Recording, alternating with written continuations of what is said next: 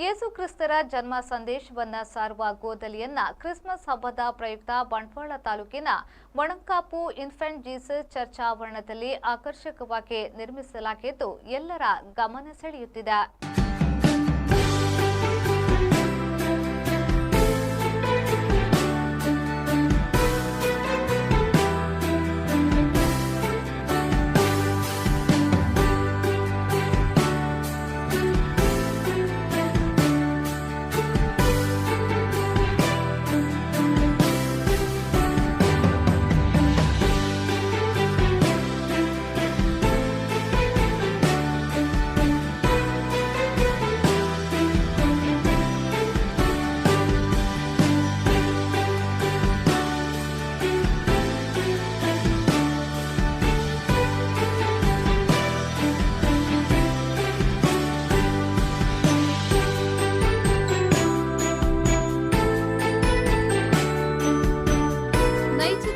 ಹೋಲುವಂತೆ ನಿರ್ಮಾಣಗೊಂಡಿರುವ ಈ ಗೋದಲಿಯಲ್ಲಿ ಆ ಕಾಲದ ವಿವಿಧ ಮಾದರಿಯ ಮನೆಗಳು, ಜನಜೀವನ, ಪ್ರಾಣಿ ಪಕ್ಷಿಗಳು, ನೀರಿನ ಜಲಪಾತ ಮತ್ತಿತರ ದೃಶ್ಯಗಳನ್ನು ಬಿಂಬಿಸಲಾಗಿದೆ.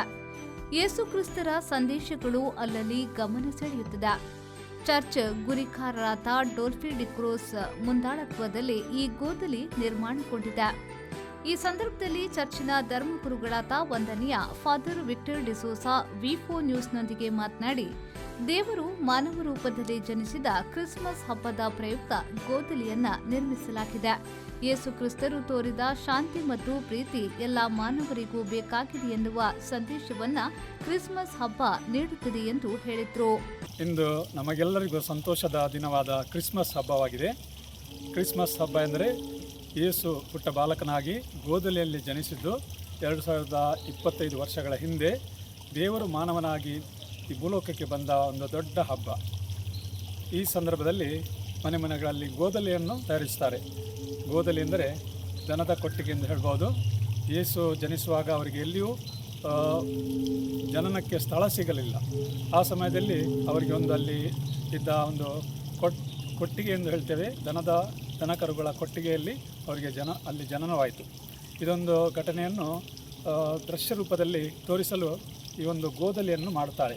ಈ ಗೋದಲಿಯಲ್ಲಿ ಬೇರೆ ಬೇರೆ ರೀತಿಯ ಊರುಗಳ ಹೆಸರುಗಳಿರ್ತವೆ, ಮನೆಗಳ ಹೆಸರಿರ್ತದೆ, ಮತ್ತು ದೊಡ್ಡ ದೊಡ್ಡ ಮನೆಗಳಿರ್ತವೆ. ಆದರೂ ಸಣ್ಣ ಮನೆಯಲ್ಲಿ ಒಂದು ದನದ ಕೊಟ್ಟಿಗೆಯಲ್ಲಿ ಯೇಸು ಬಾಲಕನಾಗಿ ಜನಿಸಿದರು. ಇದೊಂದು ಹಬ್ಬ, ದೊಡ್ಡ ಹಬ್ಬ ಏನೆಂದರೆ ದೇವರು ಮಾನವನಾಗಿ ಜನಿಸಿದ್ದು. ದೇವರು ನಮ್ಮೊಂದಿಗಿದ್ದಾರೆ.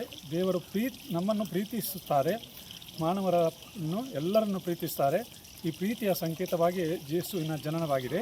ಮತ್ತು ಯೇಸು ತಂದ ಪ್ರೀತಿ ಮತ್ತು ಶಾಂತಿ ಎಲ್ಲ ಮಾನವರಿಗೆ ಬೇಕಾಗಿದೆ. ಜಗತ್ತಿನ ಎಲ್ಲರಿಗೂ ಇದು ಬೇಕಾದ ವಿಷಯ. ಆದ್ದರಿಂದ ಯೇಸು ಜನನ ಕೇವಲ ಒಂದು ಧರ್ಮಕ್ಕೆ ಸೀಮಿತವಾಗಿಲ್ಲ, ಇಡೀ ಭೂಲೋಕಕ್ಕೆ ಒಂದು ಪಸರಿಸಿದ ಹಬ್ಬವಾಗಿದೆ. ಆದ್ದರಿಂದ ಎಲ್ಲ ಚರ್ಚುಗಳಲ್ಲಿ ಯೇಸುವಿನ ಜನದ ಹಬ್ಬವನ್ನು ಆಚರಿಸುವಾಗ ವಿಜೃಂಭಣೆಯಿಂದ ಆಚರಿಸ್ತಾರೆ. ಎಲ್ಲ ಜನರು ಒಟ್ಟು ಸೇರಿಸ್ತಾರೆ. ಎಲ್ಲರೂ ಚರ್ಚಿಗೆ ಆಗಮಿಸ್ತಾರೆ.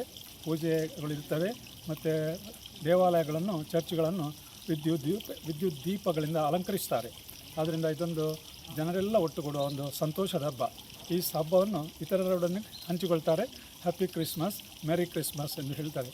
ಇದೇ ಸಂದರ್ಭದಲ್ಲಿ ನಿಮಗೆಲ್ಲರಿಗೂ ನಾನು ಹ್ಯಾಪಿ ಕ್ರಿಸ್ಮಸ್, ಮೆರಿ ಕ್ರಿಸ್ಮಸ್ ಎಂದು ಹಬ್ಬದ ಶುಭಾಶಯಗಳನ್ನು ಕೋರುತ್ತೇನೆ. ಸಂದೀಪ್ ಸಾಲಿಯನ್, ವಿ4 ನ್ಯೂಸ್, ಬಂಟ್ವಾಳ.